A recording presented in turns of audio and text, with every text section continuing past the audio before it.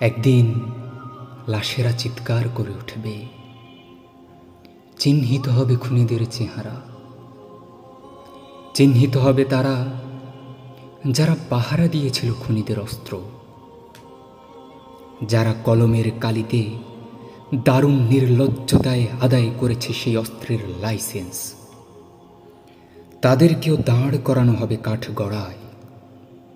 সুনিপুণ শিল্পীর মতো খুন করে সাদা রুমালে যারা মুছে ফেলেছিল রক্তের দাগ, লাশ সকল একদিন চিৎকার করে বলে দেবে তাদের নাম।